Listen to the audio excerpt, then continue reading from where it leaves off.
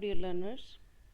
In today's lecture, I'm going to discuss about the preparation of biological specimen for light microscopy. आज के इस lecture में हम study करेंगे कि लाइट माइक्रोस्कोपी में जो भी बायोलॉजिकल स्पेसिमन हम स्टडी करते हैं उसकी प्रिपरेशन कैसे करेंगे, मतलब कि उस स्पेसिमन को प्रिपेयर कैसे किया जा सकता है अगर हमें उसे लाइट माइक्रोस्कोपी में स्टडी करना है. So this is very important topic for microscopy point of view and for the study of specimens. So let's start with this lecture. जैसा कि जो भी बायोलॉजिकल स्पेसिमन की प्रेपरेशन की जाती है लाइट माइक्रोस्कोपी के लिए, जो कंटेंट मैंने यहाँ पे डिस्कस किया है वो डॉक्टर रितेश चंद्र पी, ये कंटेंट जो है मैं रेफरेंस पहले ही प्रोवाइड कर दूँ यहाँ पे कि यहाँ से ये कंटेंट जो है वो हम रीड करेंगे.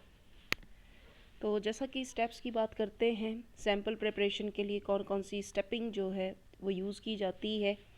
तो देखिए, सबसे पहले सैम्पल का कलेक्शन किया जाता है, उसके बाद killing and fixation, then dehydration, clearing, paraffin embedding, microtomy, staining and then observation.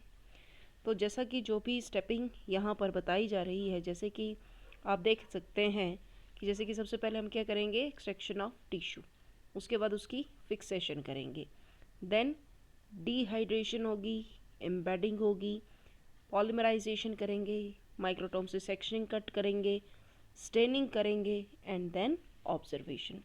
तो ये जो पॉइंट्स आपको यहाँ पर नज़र आ रहे हैं, स्टेप्स नज़र आ रहे हैं, these are the steps for preparation of specimen for light microscopy. इसी तरह से सबसे पहले हम बात करते हैं किलिंग एंड फिक्सेशन. तो जो भी किलिंग और फिक्सेशन है दैट इज़ एसेंशियल रिक्वायरमेंट है ये, और ये कैसे परफॉर्म की जाती है with the help of A fixative. तो इसमें हम फिक्सेटिव का यूज़ करते हैं. किलिंग का मतलब क्या होता है, किसी भी ऑर्गेनिज्म के लाइफ प्रोसेसेस को स्टॉप करना, इसको हम क्या बोलते हैं, किलिंग बोलते हैं. और फिक्सेशन का मतलब क्या होता है, प्रिजर्वेशन. ठीक है, जो भी सेल है उसको प्रिजर्वेशन स्टेज में लेकर आना. पर्पस क्या है किलिंग और फिक्सेशन का, ताकि इससे प्रिजर्वेशन हो सके नेचुरल फॉर्म में, जो भी इसका रिफ्रैक्टिव इंडेक्स है उसको मॉडिफाई किया जा सके, जो भी मटेरियल है उसको रेजिस्टेंट और हार्ड बनाया जा सके, और स्टेनिंग जो है वो बेटर वे में ऑब्जर्व की जा सके. इसलिए हम क्या करते हैं, किलिंग और फिक्सेशन परफॉर्म करते हैं. इसी तरह से रिएजेंट्स कौन कौन से लगेंगे अगर फिक्सेशन करवानी है, तो कौन कौन से फिक्सेटिव्स जो हैं उनका इस्तेमाल किया जाता है. तो आप देख सकते हैं कि कोई भी सिंगल रिएजेंट जो है वो इस पर्पस में यूज़ नहीं होता, कॉम्बिनेशन ऑफ रिएजेंट्स का इस्तेमाल करते हैं ताकि, और सबसे बड़ी बात, जो भी फिक्सेटिव आप यूज़ करें उसकी वजह से सेल की प्रॉपर्टीज़ जो है वो चेंज नहीं होनी चाहिए. जैसे कि एग्जांपल सुनिए, सबसे पहले हमारा इथाइल एल्कोहल. जो इथाइल एल्कोहल होता है ये वाटर सॉल्युबल है, रिड्यूसिंग एजेंट है, इसकी पेनिट्रेबिलिटी रैपिड है, टिश्यू को हल्का सा श्रिंक करवा देता है, हार्डनिंग इफेक्ट देता है, and it make tissue difficult to stain. लेकिन इथाइल एल्कोहल को हम क्या करते हैं, यूज़ करते हैं एज अ फिक्सेटिव. इसी तरह से नेक्स्ट आता है हमारे पास फॉर्मलिन. तो जो भी हमारा फॉर्मलिन है वो एक्वस फॉर्मल्डिहाइड है, रिड्यूसिंग एजेंट है, वाटर मिसिबल है, इसकी स्लो पेनिट्रेशन होती है, ये भी श्रिंकेज कॉज करता है और इसका हार्ड इफ़ेक्ट होता है और ये स्टेनिंग को डिफ़िकल्ट बनाता है. इसी तरह से एसिटिक एसिड है, तो एसिटिक एसिड कैसा होता है, वाटर मिसिबल है, रैपिड पेनिट्रेशन है, कोई हार्डनिंग इफेक्ट नहीं है और टिश्यू को सॉफ्ट रहने देगा. क्रोमिक एसिड है तो ये वाटर मिसिबल होता है, ऑक्सीडाइज़र है और इसकी पेनिट्रेशन कैसी होती है, स्लो पेनिट्रेशन होती है इन फिक्सेटिव्स की.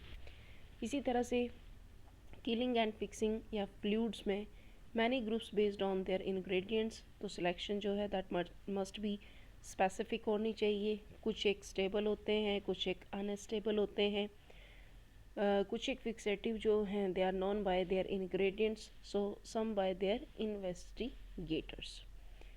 इसी तरह से किलिंग एंड फिक्सेशन में आप थोड़ा सा ध्यान रखना है, कॉम्बिनेशन में रिएजेंट्स को यूज़ किया जाता है. जैसे कि सबसे पहले आएगा इसमें फॉर्मर्स फार्मूला. फॉर्मर्स फार्मूला में जैसे कि ग्लेशियल एसिटिक एसिड और एब्सोल्यूट अल्कोहल जो है 5 ml और 15 ml जो है उसको यूज़ करते हैं. और ये कौन से टिश्यूज़ के लिए अप्लाई की जाती है प्रिपरेशन में, जैसे कि एंथर हो या फिर रूट टिप हो। फिक्सेशन का टाइम जो है रूट टिप्स के लिए 15 मिनट का होता है और एंथर के लिए 1 आवर का रहता है। और इसमें वॉशिंग और स्टोरेज जो है वो 70% अल्कोहल में परफॉर्म की जाती है। नेक्स्ट आता है हमारे पास कार्नोइस फार्मूला।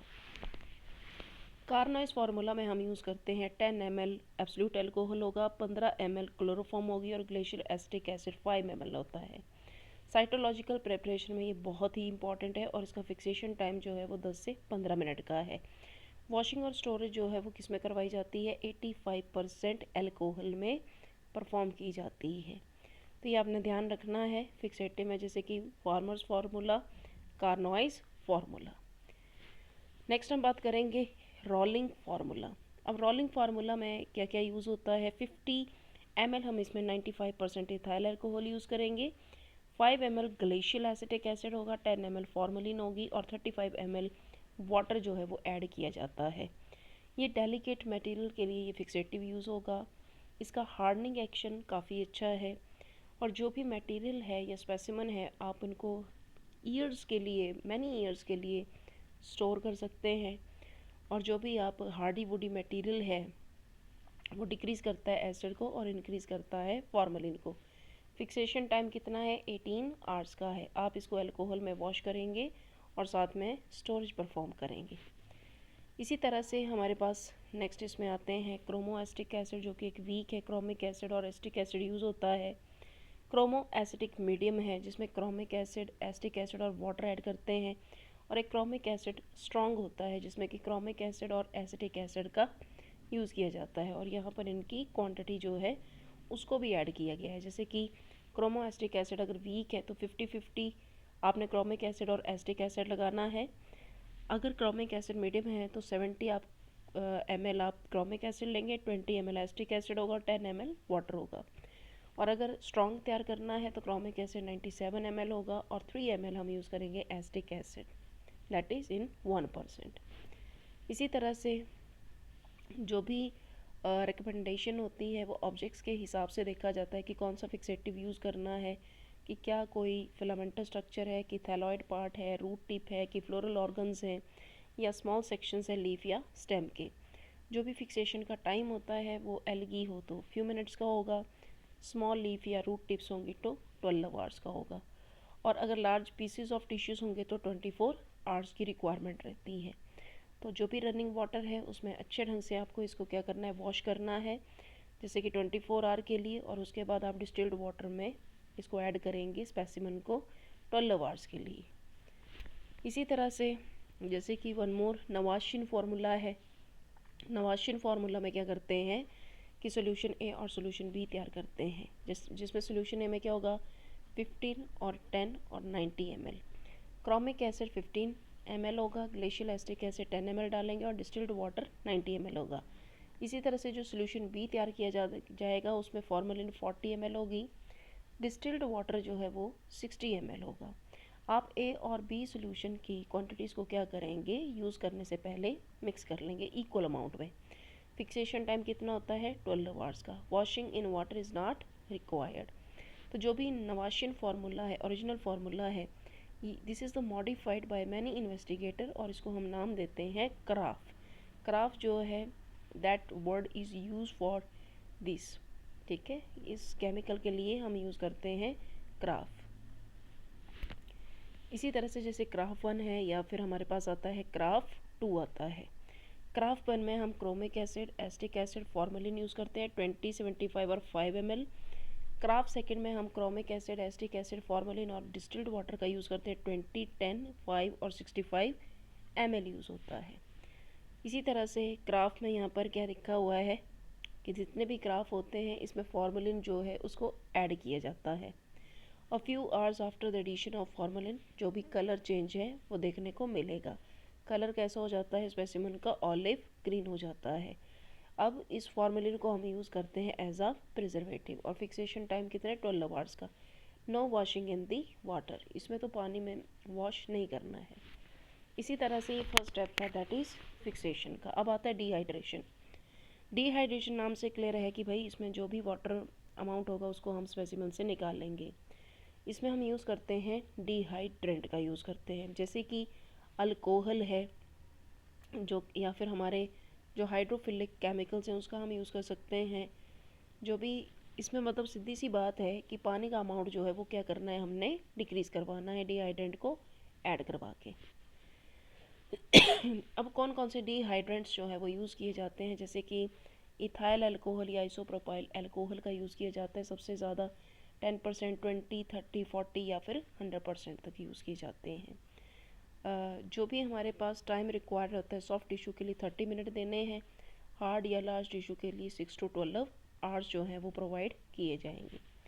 इसी तरह से नॉर्मल बुटाइल अल्कोहल जो है उसका भी यूज़ किया जाता है, जो कि सॉल्वेंट ऑफ पैराफिन है। और यहाँ पर दिया गया है कि इथाइल अल्कोहल और नॉर्मल बुटाइल अल्कोहल और डिस्टिल्ड वाटर जो है वो कितना लेंगे हम इसमें, ये सारी क्वांटिटीज़ जो है वो यहाँ पर मेंशन की गई हैं। इसी तरह से हमारे पास टर्शरी ब्यूटाइल अल्कोहल TBA जो है वो भी आता है, जिसमें कि हम कैसे इसको तैयार कर सकते हैं। Absolute alcohol 95%, ethyl alcohol, TBA और साथ में डिस्टिल्ड वाटर। जैसे कि हम किस तरह से इसको तैयार कर सकते हैं फर्स्ट स्टेप में, जैसे कि एब्सोल्यूट अल्कोहल आपने 0 लेना है, 95% अल्कोहल आप 50 लेंगे, TBA 10 ml लेंगे और डिस्टिल्ड वाटर कितना होगा 40। एक बात का थोड़ा ध्यान रखना कि जो भी टोटल कंटेंट आता है हमारे पास वो कितना आना चाहिए, 100 ml का आना चाहिए। इसी तरह से नेक्स्ट आता है हमारा डीकलराइजेशन या फिर क्लियरिंग। डीकलराइजेशन में क्या करते हैं, हम अल्कोहल को टिश्यू से क्या करते हैं, रिमूव करते हैं, और जो भी रिप्लेसमेंट होती है डिहाइड्रेटिंग फ्लूइड की, वो फ्लूइड कैसा होना चाहिए, टोटली मिक्सेबल होना चाहिए। क्लियर है, तो इसमें जैसा कि हम यूज़ करते हैं डिहाइड्रेशन या फिर क्लियरिंग एजेंट यूज़ करते हैं। It's a transition step between the dehydration and infiltration. तो आप प्लीज़ ध्यान रखें क्लियरिंग एजेंट के लिए जैसे कि xylene, toluene, chloroform, benzene, petrol का यूज़ किया जा सकता है। नेक्स्ट स्टेप जैसे कि आप देख रहे हैं रिएजेंट्स इन क्लियरिंग, जैसे कि ज़ाइलिन की बात आ रही है। ज़ाइलिन काफ़ी लंबे समय से ज़ाइलिन को यूज़ किया जाता है डी एल्कोलाइजेशन के लिए, और यहाँ पर ये अमाउंट जो है वो भी बताया है कि अगर आप इथाइल अल्कोहल 90 ml ले रहे हैं तो ज़ाइलिन 10 होगी, अगर इथाइल अल्कोहल 80 ले रहे हैं तो ये 20 होगा, 70 ले रहे हैं तो 30 ml होगा, 60 ले रहे हैं तो 40 होगा, 50 ले रहे हैं तो 50 होगा। तो ये अमाउंट जो है वो आपको इथाइल अल्कोहल और साथ में ज़ाइलिन का दिया हुआ है। इसी तरह से नेक्स्ट आता है हमारे पास एम्बेडिंग या फिर पैराफिन इनफिल्ट्रेशन। तो एम्बेडिंग के लिए हम ज़्यादातर किसका यूज़ करते हैं, वैक्सेस जो हैं उसका हम यूज़ करते हैं, ठीक है। और जो भी टेम्परेचर रहेगा यहाँ पे वो रहेगा 65 डिग्री से लेकर 70 डिग्री सेल्सियस तक का रहता है। डिफरेंट मेल्टिंग टेम्परेचर्स के ऊपर या डिफरेंट टेम्परेचर्स के ऊपर भी ये कंटेंट अवेलेबल होते हैं। जो भी डिहाइड्रेटिंग मटेरियल होता है उसको ग्रेजुअली हम इन्फिल्टर्ड करते हैं वैक्स के साथ, और जो भी हमारा लिक्विड वैक्स है that is recommended for the initial infiltration. इसी तरह से पैराफिन सीरीज़ जो है वो यहाँ पर बताई गई है कि जो भी पैराफिन सीरीज़ और इंटरवल जो है वो कितना आपने देना है। जैसे कि मैं यहाँ पर मेंशन कर दूँ एक पॉइंट, 50% TBA, 50% लिक्विड पैराफिन, मतलब कि हमारे पास 100% लिक्विड पैराफिन है। टाइम कितना देंगे, 1 to 6 आवर्स का देंगे। अगर पैराफिन वैक्स 20% है देन 1 to 6 आवर्स, और टेम्परेचर कितना होगा at 70 degree Celsius of the oven. तो ये सारा बताया गया है यहाँ पे। इसी तरह से ये आपको डायग्राम में देखने को मिल रहा है पैराफिन एम्बेडिंग, जैसे कि 3 changes in 100% wax. Paraffin block material preparation जो है वो यहाँ पर दी है, attachment of the block into the holder of the microtome and sectioning with the microtome. तो आप देख रहे हैं कि जो भी हम प्रॉपर सेक्शंस जो है वो हम यहाँ पे क्या करेंगे, तैयार करेंगे, लेकिन उससे पहले जो है सेक्शन को हमने पैराफिन में एम्बेड करना है, और माइक्रोटोम से फाइन सेक्शंस जो हैं उसको हम क्या करेंगे, कटिंग करेंगे। अब जैसा कि स्टेप इन्वॉल्व आपने देखा ही है, कौन कौन से स्टेप्स इन्वॉल्व होते हैं हमने अभी बात की। किलिंग एंड फिक्सेशन है, डिहाइड्रेशन है, क्लियरिंग है, पैराफिन इनफिल्ट्रेशन है, casting of wax, impregnated material into the blocks, attachment of the blocks into the holder of the microtome, microtomy, affixing paraffin ribbon or glass slides, then removal of the wax and then staining and the mounting. तो आप यहाँ पर देख रहे हैं कि कौन कौन से सेक्शन, अगर आपने सेक्शन को कट करना है जैसा कि इसमें बताया हुआ है, जो भी सेक्शन जब आप कटिंग करते हैं, कुछ फ्री हैंड सेक्शंस होते हैं, कुछ सीरियल सेक्शंस होते हैं। जो ज़्यादातर फ्री हैंड सेक्शंस जो है वो मैनुअली परफॉर्म करवाए जाते हैं, जैसे कि अक्सर हम लेबॉर्ट्री में with the help of sharp blade और साथ में पिथ वगैरह का यूज़ करते हैं और सेक्शन जो वो कट करते हैं। 10 mm तक सेक्शन जो है वो इसमें लिए जाते हैं फ्री हैंड से। इसी तरह से जो सीरियल सेक्शंस होते हैं वो कैसे बनाए जाते हैं, वो पैराफिन में एम्बेडेड होते हैं। पैराफिन इन्फिल्ट्रेटेड मटेरियल जो है they are affixed on the wooden blocks. Objects are cut into the series of the sections. Serial section, तो आप यहाँ पर देख रहे हैं जो भी सेक्शंस हैं वो सीरियल सेक्शंस जो है वो हमारे पास यहाँ पर आ रहे हैं। Serial section enable the reconstruction of the structure of the organ, orientation of vasculature है या सेलुलर ऑर्गेनाइजेशन को अगर आपने स्टडी करना है उस वक्त पे आप सीरियल सेक्शंस का इस्तेमाल करते हैं। नेक्स्ट स्टेप, जैसे कि आपको पता है माइक्रोटॉमी, मतलब कि सेक्शन कटिंग के लिए जिस इंस्ट्रूमेंटेशन का यूज़ किया जाता है, जिस इंस्ट्रूमेंट का यूज़ किया जाता है वो कैसा होता है, माइक्रोटॉम होता है। और माइक्रोटॉम के ऊपर भी हमने वीडियो जो है वो अपलोड किया हुआ है, you can see that video also. तो यहाँ पे ये माइक्रोटॉम जो है वो आपको देखने को मिल रहा है। स्टेन्स एंड स्टेनिंग, अब स्टेनिंग जो है वो कैसे करेंगे, ऑब्वियसली स्टेनिंग से हम पर्टिकुलर ऑर्गन्स या पार्ट्स जो हैं उनको अच्छे ढंग से देख सकते हैं। कौन कौन सी स्टेन यूज़ होती हैं, जैसे कि क्रोमोजन है, क्रोमोफोर है या ऑक्सोक्रोम्स एसिड एल्कली रेडिकल्स हैं, इसका हम यूज़ करते हैं स्टेनिंग पर्पस के लिए। इसी तरह से स्टेन्स देखिए कौन कौन सी यूज़ की गई हैं, जैसे कि कुछ हमारे पास केमिकल नेचर के हिसाब से देखा जाए बेसिक स्टेन्स होती हैं, एसिडिक स्टेन होती हैं और न्यूट्रल स्टेन होती हैं। बेसिक स्टेन में कौन कौन सी आती है, सेफ्रोनिन है, मिथाइलिन ब्लू है, क्रिस्टल वॉयलेट है। एसिडिक में कौन कौन सी आती हैं, एनालिन ब्लू है, इयोसिन है, ऑरेंज ची है। और अगर हम न्यूट्रल की बात करें तो उसमें जीमसा स्टेन है, सुडान ब्लैक बी स्टेन आती है।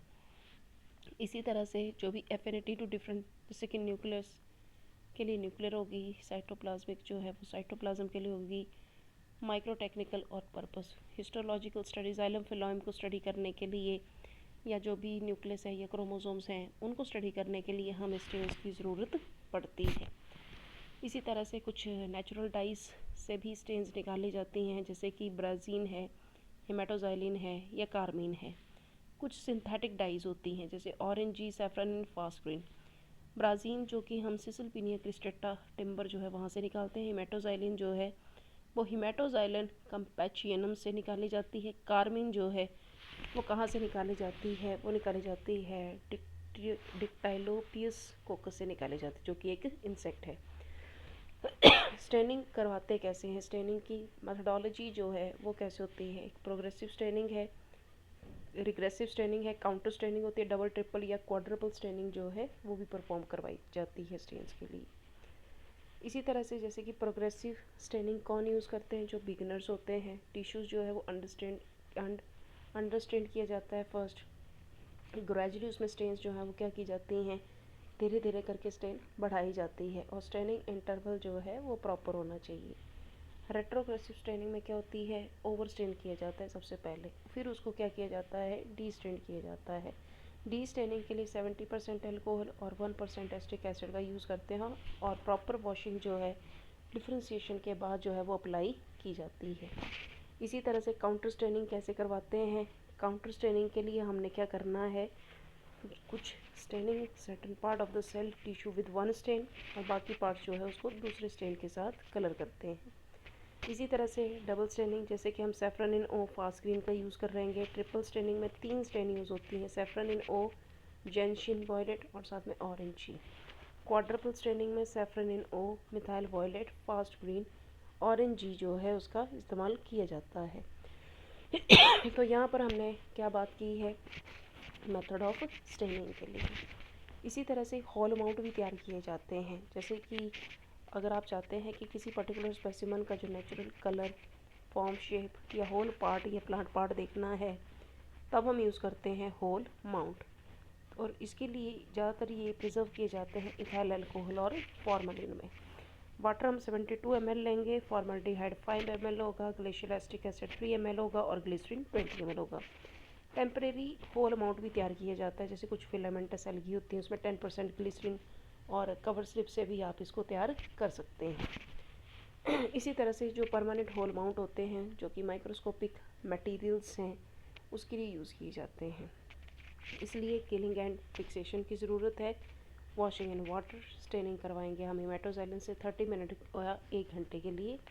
डी स्टेन करते हैं 0.1% HCl, ट्रांसफ़र करेंगे ग्लास साइड पे, उसके ऊपर हम कवर करते हैं DPX और साथ में कवर स्लिप, और उसके बाद हम माइक्रोस्कोप में उस स्लाइड को क्या करते हैं, विजुलाइज करते हैं। ये आप सबको पता है, ग्रेजुएशन में भी हम इसी तरह के प्रैक्टिकल्स जो हैं वो परफॉर्म करते हैं होल अमाउंट के लिए।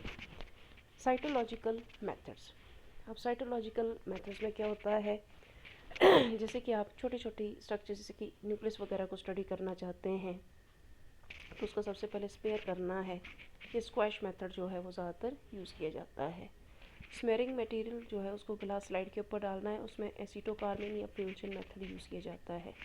अगर स्क्वैशेस की बात करते हैं, कंपोनेंट पार्ट्स की सेपरेशन है that are not studied intact. उसके बाद है maceration, separation of cells of the fixed plant or animal material through the hydrolysis, useful to visualize the three-dimensional structure of the elements। इसी तरह से middle lamella को अगर आप स्टडी करना चाहते हैं तो भी हम इसको यूज़ कर सकते हैं। मैसरेशन, जैसे कि मिडल लैमेला के लिए जैसे कि हर्बेशियस है तो उसमें पैक्टिन होगा, उसको बॉइलिंग करेंगे वाटर में। अगर वुडी है तो लिग्निन होगा। 3 कॉमन मेथड जो है वो यूज़ होते हैं, जैसे कि हमारे पास है Schulze's method, Jeffrey method. Schulze's method में क्या करते हैं, ट्रीटमेंट करवाई जाती है H2SO4 और KClO3 एंड साथ में थोड़ा सा वार्म किया जाता है। After through bleaching washing in the water करते हैं। जेफरी मेथड में क्या करते हैं, treatment in equal volume of the 10% HNO3 होगा और साथ में K2CrO4 होगा at 30 degree to 40 degree Celsius for 1 to 2 days, और फिर थोरो वॉशिंग जो है वो हम इसमें परफॉर्म करते हैं मैसरेशन में। इसी तरह से आता है हार्मलेस मेथड।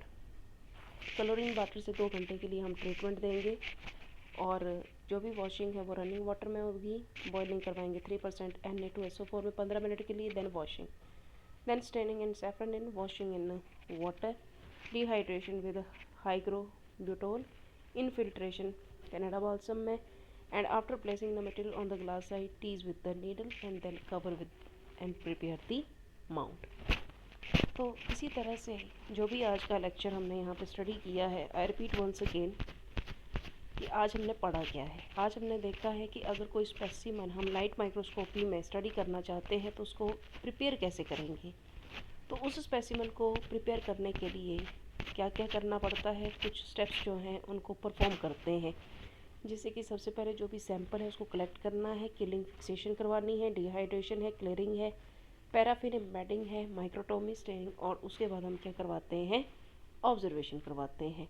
तो यही सब पॉइंट जो हैं, जैसे कि किलिंग और फिक्सेशन क्यों ज़रूरी है, या फिर जो रिएजेंट्स कौन कौन से इसमें यूज़ किए जाते हैं किलिंग और फिक्सेशन के लिए, जैसे कि इसमें हमने फार्मर फार्मूला, कार्नोइज फार्मूला और रॉलिन फार्मूला की बात की है, और साथ में क्रोमोएस्टिक एसिड, वीक, मीडियम, स्ट्रॉन्ग, या फिर इन सब को हम नवाशिन फार्मूला जो है उसको हम यूज़ करेंगे। क्राफ्ट 1 क्राफ्ट 2 की फॉर्म में ये अवेलेबल होता है।